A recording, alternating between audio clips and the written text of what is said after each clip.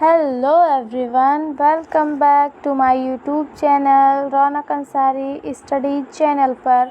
आज की इस वीडियो में हम देखेंगे कि बीए में प्रोजेक्ट जो मिलता है वो प्रोजेक्ट्स कैसे बनाते हैं। अब के प्रोजेक्ट जो था 6 सेमेस्टर में, वो एक ऐसी बालक या बालिका को लेना था जिसकी पढ़ाई बीच में छूट गई हो, किसी भी कारणवश या गरीबी के कारणवश, चाहे कोई आर्थिक परेशानी हो या फिर संकट आने पर या बाढ़ की स्थिति में, कुछ भी हो तो हम इस तरीके से लिखते हैं। और हम इसमें जानेंगे कि साक्षात्कार क्या होता है, क्योंकि पहले इसमें ये होता है कि हम जिस बच्चे का मतलब वो ले रहे हैं इंटरव्यू, तो उसको हम कहते क्या हैं, उसको हिंदी में क्या कहते हैं, साक्षात्कार क्या होता है, किस तरीके से लिया जाता है और इसकी क्या क्या प्रणालियाँ होती है, ये हम देखेंगे।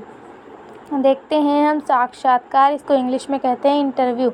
साक्षात्कार शैक्षिक अथवा मनोवैज्ञानिक स्तर पर संपन्न की गई वो प्रक्रिया है जिसमें दो अपरिचित व्यक्ति एक दूसरे के निकट आते हैं और आपस में बात करते हैं। जॉन डब्ल्यू वेस्ट के अनुसार साक्षात्कार एक प्रकार से एक मौखिक प्रकार की प्रश्नावली है। इसके अंतर्गत उत्तर लिखने के स्थान पर आमने सामने की स्थिति में विषयक मौखिक उत्तर देता है। साक्षात्कार एक प्रकार का अनुसंधान का उपकरण है जिसके द्वारा किसी व्यक्ति विशेष के संदर्भ में सूचनाएं एकत्रित की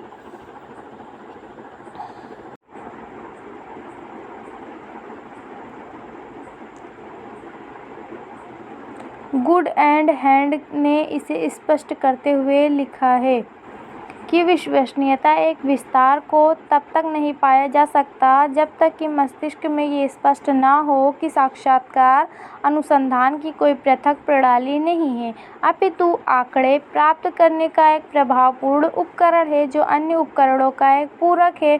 ये व्यक्तियों के संबंध में हमारे ज्ञान और अनुभव की वृद्धि करता है तथा उस सामग्री के सत्यापन एवं नियंत्रण में सहायता करता है जिसका संकलन साक्षात्कार के अतिरिक्त अन्य विधियों द्वारा किया जाता है। अब हम इसमें देखेंगे कि साक्षात्कार की विशेषताएं क्या क्या होती हैं। तो साक्षात्कार की विशेषताएं निम्नलिखित प्रकार से हैं। पहला है, व्यक्ति लिखने की अपेक्षा विचार विमर्श करना पसंद करते हैं। दूसरा है हमारा, साक्षात्कार में मित्रवत संबंध स्थापित कर गोपनीय सूचनाएं भी प्राप्त कर सकते हैं जिनको वो लिखना नहीं चाहते हैं। तीसरा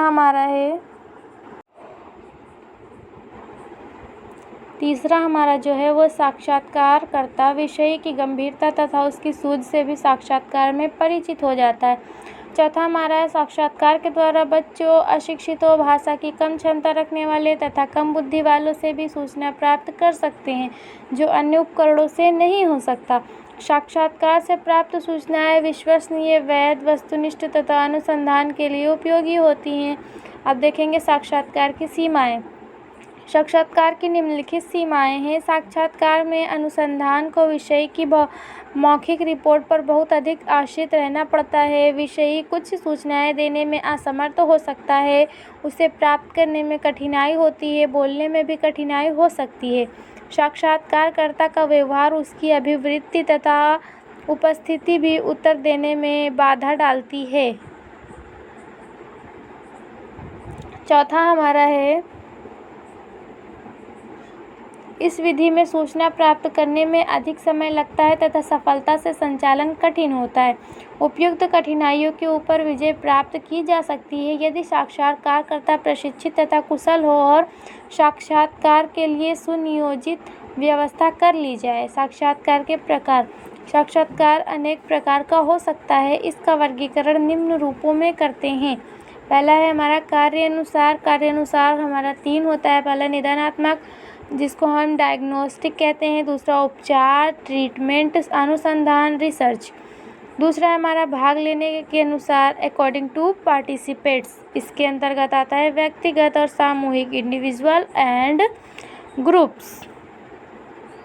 तीसरा जो है संपर्क की अवधि के अनुसार, according to length of contact, अल्पकालीन संपर्क और दीर्घकालीन संपर्क। चौथा हमारा साक्षात्कारकर्ता और विषय के संबंध तथा अंतःक्रिया के अनुसार according to rates assigned by the interviewer and the interview in relation to the socio psychological process of interaction. पहला है अनिर्देशित साक्षात्कार नॉन डायरेक्टिव इंटरव्यू। दूसरा है केंद्रीय तथा गहन साक्षात्कार फेस्ड इंटरव्यू। पुनरावृत्ति साक्षात्कार रिपीट इंटरव्यू। साक्षात्कार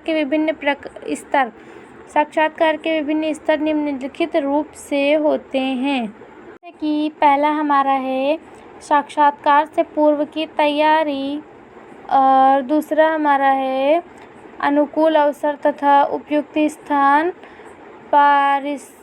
पारस्परिक परिचय, साक्षात्कार का संचालन, उत्तर का लेखन तथा विश्लेषण और साक्षात्कार की समाप्ति। अब हम देखेंगे कि साक्षात्कार विधि होती कैसे है। Interview method. साक्षात्कार दो व्यक्तियों के मध्य पाई जाने वाली एक दशा है जिसमें एक मनोवैज्ञानिक प्रक्रिया के अंतर्गत दोनों व्यक्ति उत्तर प्रत्युत्तर करते हैं। साक्षात्कार में अध्ययनकर्ता और उत्तरदाता दोनों पक्ष होते हैं। साक्षात्कार में अध्ययनकर्ता अपने आप को उत्तरदाता का निकटतम दिखाकर उसका विश्वास हासिल करता है,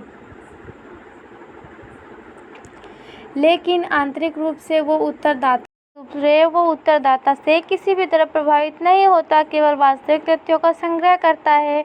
इस दृष्टि से साक्षात्कार एक मनोवैज्ञानिक प्रक्रिया है जिसके द्वारा अध्ययनकर्ता अनेक उत्तरदाताओं से उनके जीवन की आंतरिक विशेषता को ज्ञात करने का प्रयत्न करता है। सिन-पाओ यिंग के अनुसार साक्षात्कार क्षेत्र कार्य की एक विशेष प्रविधि है जिसका उपयोग किसी व्यक्ति अथवा व्यक्तियों के व्यवहार को देखने, उनके कथनों को लिखने तथा किसी समूह की प्रक्रिया या क्रियाओं का अध्ययन करने के लिए किया जाता है। मनोवैज्ञानिक व शिक्षा मनोविज्ञान के क्षेत्र में दो प्रकार के साक्षात्कार का प्रयोग किया जाता है, पहला संरचित, दूसरा असंरचित। संरचित साक्षात्कार वो होता है जिसमें पूछे जाने वाले प्रश्न पहले से ही निश्चित होते हैं और उनका क्रम भी पहले से ही निश्चित होता है। असंरचित साक्षात्कार इस प्रक्रिया में ना तो पहले से प्रश्न निश्चित होते हैं और ना ही क्रम निश्चित होते हैं। प्रयोगकर्ता विषय को दृष्टि में रखकर प्रश्न पूछने के लिए स्वतंत्र होता है तथा उसकी अनुक्रिया के आधार पर प्रश्न पूछने के लिए स्वतंत्र होता है। साक्षात्कार विधि के गुण। साक्षात्कार विधि का सबसे बड़ा गुण ये है कि इसमें पूछे जाने वाले लगभग सभी प्रश्नों के उत्तर प्राप्त किए जा सकते हैं। दूसरा, ऐसे गोपनीय प्रश्न जिनका लिखित रूप से उत्तर देना संभव नहीं होता है तथा कुछ संकोच व लज्जा अनुभव होती है, उनके उत्तर साक्षात्कार के माध्यम से अच्छी तरह प्राप्त किए जा सकते हैं। संख्या घटाई बढ़ाई जा सकती है। साक्षात्कार में प्रश्नों का क्रम बदला जा सकता है। व्यक्ति विशेष के साथ तादात्म्य स्थापित कर उसके व्यक्तित्व संबंधी विशेषताओं का अच्छी तरह अध्ययन किया जा सकता है। साक्षात्कार विधि की सीमाएं। इसमें साक्षात्कार लेने वाले को काफ़ी योग्य और प्रशिक्षित होना चाहिए। ये विधि परिश्रम, समय और धन की दृष्टि से बहुत खर्चीली है। साक्षात्कार लेने वाले के पक्षपात पूर्ण दृष्टिकोण और पसंद नापसंद से पैदा होने वाले दोषों से मुक्त नहीं है। इसमें साक्षात्कार देने वाले बालक को स्वतंत्रता रहती है कि वो प्रश्नों के उत्तर मनचाहे ढंग से दे सकता है। अक्सर साक्षात्कार देने वाला अपनी भावनाओं और कमजोरियों को छिपाने में सफल हो जाता है। इस विधि से समूह का साक्षात्कार लेने में कठिनाई होती है। साक्षात्कार विद्यालयी बालकों के विषय में जानकारी प्राप्त करने के लिए इस विधि का प्रयोग किया जाता है। बस आवश्यकता होती है प्रयोज्य के साथ सही ढंग से सौहार्द स्थापित करने की और सही अनुक्रिया के लिए अभिप्रेरित करने की। शिक्षा के अधिकार। राइट टू एजुकेशन अधिनियम 2009 के तहत 6 से 14 वर्ष के सभी बच्चों को निःशुल्क और अनिवार्य शिक्षा प्रदान करना भारत सरकार की जिम्मेदारी है। फिर भी जनपद बहराइच, जो उत्तर प्रदेश का एक सीमावर्ती व पिछड़ा जिला है, वहां आज भी बड़ी संख्या में बच्चे शिक्षा से वंचित हैं। बहराइच की भौगोलिक संरचना, सीमावर्ती स्थिति, जनजातीय आबादी, उच्च गरीबी दर, बाल श्रम की प्रवृत्ति और सामाजिक सांस्कृतिक बाधाएं इस समस्या की और जटिल बनाती हैं। स्कूल ना जाने की समस्या के पीछे सामाजिक सांस्कृतिक पक्ष, परंपरागत मान्यताएं। कई समुदायों में अब भी बच्चे, विशेषकर बेटियों की शिक्षा को अनावश्यक माना जाता है। बाल विवाह, किशोरावस्था में लड़कियों की शादी एक प्रमुख बाधा है। लैंगिक भेदभाव में लड़कों की तुलना में लड़कियों की शिक्षा को कम महत्व दिया जाता है और समुदाय में शिक्षा के प्रति जागरूकता की कमी इस समस्या को बढ़ावा देती है। समीक्षा का निष्कर्ष। बहराइच में शिक्षा से वंचित बच्चों की समस्या पुरानी, संरचनात्मक और बहुआयामी है। शिक्षा से जुड़ी सरकारी योजनाएं मौजूद हैं, लेकिन कार्यान्वयन की गुणवत्ता में कमी है। अनुसूचित जाति, मुस्लिम और जनजातीय समूहों में शैक्षिक बहिष्करण अधिक है। सामाजिक जागरूकता और परिवार की आर्थिक स्थिति सबसे निर्णायक कारण है। समापन। स्कूल ना जाने वाला बालक या बालिका केवल एक शैक्षिक समस्या नहीं है, बल्कि सामाजिक असमानता, प्रशासनिक अक्षमता और सामुदायिक उदासीनता का संकेतक है। बहराइच जैसे जिले में ये चुनौती और भी जटिल हो जाता है। यदि समय रहते समाज, सरकार और स्थानीय समुदाय मिलकर ठोस कदम उठाएं तो हर बच्चा स्कूल जा सकता है। यही शोध का लक्ष्य और यही इसकी प्रेरणा है।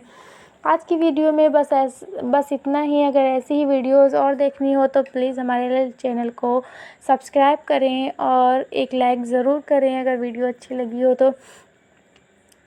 Thank you.